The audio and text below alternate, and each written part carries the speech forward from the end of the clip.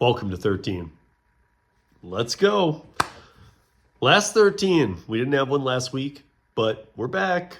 And the last one we had 2 weeks ago, we were discussing ACSP 1 in Austin, as well as Fresno Logistics, both of which in their markets who have taken on 20% of the DoorDash volume and are giving it to W2s at extremely low basic minimum wage rates, even in the California side.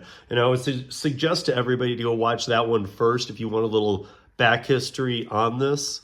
Watch the prior 13 minutes, because now we're moving forward a little bit, and I'm going to put some pieces together, because I'm also coming to that point where I get to discuss some things that I had said at the end of October last year with the FTC, and I'm very much looking forward to sharing that with you guys. What you guys gain from that, I don't know. I'm going to try and put it out there as good as I can. And hopefully you guys will have a lot of questions for me is what I'm hoping, because you might get it right out of the gate. You might have some questions where I can answer then, and we can see where that goes. But I want to point out something. So if you have seen that other video, you know that 20% of the volume in both those test markets will be going to W2 employees. In Austin, those employees will be paid $13 an hour plus 10 cents a mile, using their own vehicle, scheduled bosses, W2 all the way around. In Fresno, it'll be 16, even though they have the Prop 22, which should pull it up to 1920. So again, go watch that video. But what I want to point out, I have been doing some testing of my own. You guys see when I do live DoorDashes. Yes, I've been doing some very long streams. I always do one on Wednesday, by the way, catch it out. It's the Last Mile Live. I start and end my day when I leave the house to when I come back to the house. It's a long day. We're live. I'm multi-apping. A lot of B2B like I prefer. But I also mix in some of these apps. Now, DoorDash Dashers, you guys are going to want to hear this. Or maybe you're not, but you are. I have been putting out the feelers to a lot of people. All of you, most of you that know me know that I have quite a database of drivers in the country, because I worked with them all at Para. And therefore I have that same database, and a lot of them have even become friends. And I've reached out to a lot of these people, especially the ones who, even though most full-timers have absolutely moved into, if not have already been in, multi-apping landscapes. However, they all are now. But even those who earn most of their income off DoorDash, like let's say that you work 5, 6, 10 apps, whatever it is, 2, whatever. Most of the people were saying that I know who the big dashers, who maybe at one point only did DoorDash, they were saying that maybe 80% of their income comes from DoorDash and the rest comes from other things. Well, that's kind of how I am with B2B stuff. In my app-based income, because, let's have as many income streams as we can. But in my app-based gig economy stream of income, about 80% of it comes from B2B. For those of you in the DoorDash realm, I got to say this. We've all seen things get worse. There's the honeymoon period, there's the taper off. DoorDash has been playing more gamification than anybody. And now, I even of my own testing. So I think a lot of people are going to resonate with this, that if I want to schedule, look, I have under a 20% acceptance rate. I don't believe in acceptance rate. It goes against every state has independent contractor law. Every gig app, and including DoorDash, hands down, says you're an independent contractor. Therefore, until there is a ruling that would either be an add-on or addition or a new terminology for what we are, them saying you're an independent contractor puts you in the independent contractor law of your state. All 50 states have very close independent contractor law. They all say the same things. We can use any tools that we desire, free and clear of the hiring or offering entity. And that there can't be an acceptance rate. You can't be gauged on how many jobs you're taking. That's not how an independent contractor works. The pay's been going down. We know this. There has been a major surge in this calendar year of, and let me clarify, people, I live in the worst city for this. I'm not just talking about undocumented people entering the country illegally. I'm talking about dashers who get deactivated, who then go and buy another account or use a friend's or whatever too. There are a lot of dashers out there. And I'm trying to point out, it's not just the undocumented. There's a lot of dashers out there not using their DoorDasher account. Maybe they have an agreement with a family member or a friend, so maybe at some point those taxes will have to be dealt with.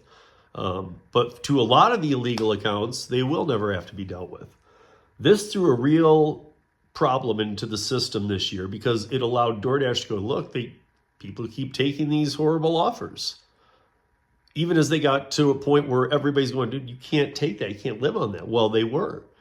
And now how is that ever going to be recovered? Because not everybody's going to want to hear this, but the volume across the board on DoorDash is down. Don't buy into DoorDash's, we're doing great. Look at our Q3 earnings. Look at our Q2. No.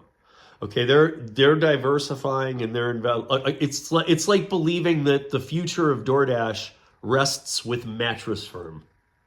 They were in the news for 2 weeks on the front page of any Google search you did for DoorDash and news was DoorDash teams up with Mattress Firm.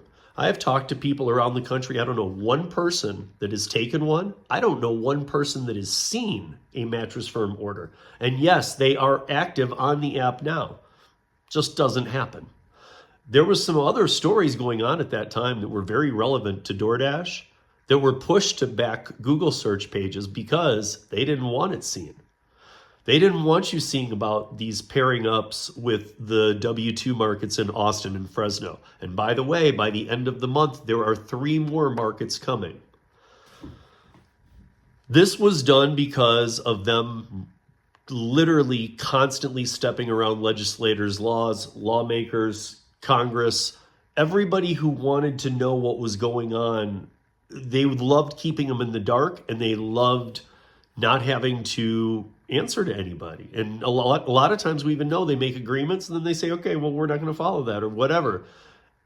Well, the lawmakers have smartened up, and that's what we're going to talk about as soon as I can with you guys. We're going to be discussing this because there's some very specific things that they're going to demand at this point. And I guess the hint I can give you is let that W2 DoorDash testing markets that's in 2, soon to be 5, let that be a very big precursor as to what we will be talking about. Because don't think that those 2 or even those 5 are going to be the only ones trying this. And this isn't a thing DoorDash is like, we want to try this. Let's see what this does. They were forced to do this, by the way. I mean, not forced, but they were forced, yeah. I mean, if they didn't do it, the hammer was going to come down sooner than it already is. So they're playing games with the independent contractor role. It's not a good idea. This 20%, I got to tell you guys, if I want to schedule a dash, I have to schedule it used to be I could grab a weekend midnight to 1:30. And that's not a time I would want to dash. I do other apps and I prefer those. But if I did, that was something that was always available on the weekends. That has now become 1 a.m. to 1:30. And those are hard to grab. Okay, so if that's the case, is it that many more dashers are on here? Around here, there can't be because they're literally already let every illegal person on that has an illegal account. So we're already flooded. Yesterday, I was able to score, I shouldn't even say score, I was able to find a block on a Friday from 5 to 8:30.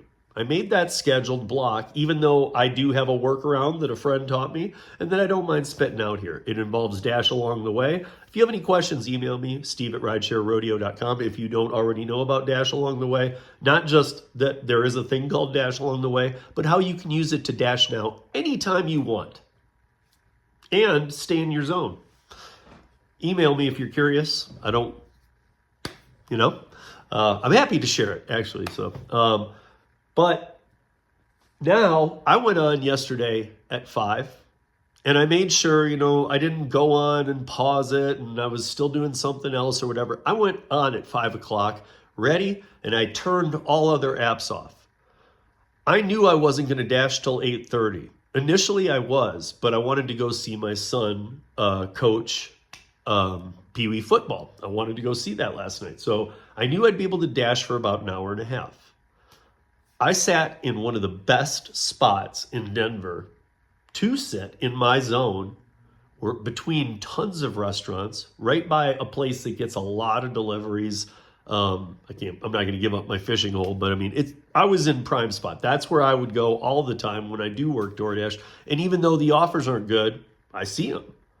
I was on for 75 minutes. I did not see one offer. I'm not even talking about one bad $2 offer. So if I turn on Uber Eats for an hour, I'll see, and I mean, I could do it on, you guys tell me what day. Tuesday at 2:30 p.m. I could turn on Uber Eats and I will see bad offers come through. On a Friday on DoorDash from 5 till 6:15 p.m., I saw not one offer. Not one. Now I've had people saying, well, you know, maybe, and I'm hearing people saying it. Maybe, you know, that's happening to me too. That's happening to me too. I'm talking with people around the country about this. That's happening to me too. I know what you're saying. Yeah, dude, these things used to be bad offers. They're not even there. Yep. Maybe I need to be platinum. That's what they want you to do. They want you to think you literally have to finally play this game and be platinum, which goes against being an independent contractor. And trust me, in DoorDash, anybody from DoorDash watching this and strolling across this, you know you're about to get your ass handed to you, by the way. So to keep doing this, I don't know what you're doing. The only other play they have is this potential W2 model that they're doing. But that 20% is not going to be enough to please the people who are getting very angry now, the lawmakers. They're looking for more of a minimal 50-50 blend. 50% W2, 50% people on the app. And to be W2 with DoorDash, remember, you're going to be working through another party, a different company who's working with DoorDash, and you need to deactivate your DoorDash account. You can never go back to it. You have to deactivate it. So they're trying to desaturate. They don't have any volume left for people. There is no volume left on DoorDash. And we will get into that later this week too, because Easy Cater is picking them off even for little orders. Got a lot to talk about next week, but we're back. That's 13 minutes of news in just under 13 minutes. Be careful, DoorDashers. Start onboarding to everything else. Peace.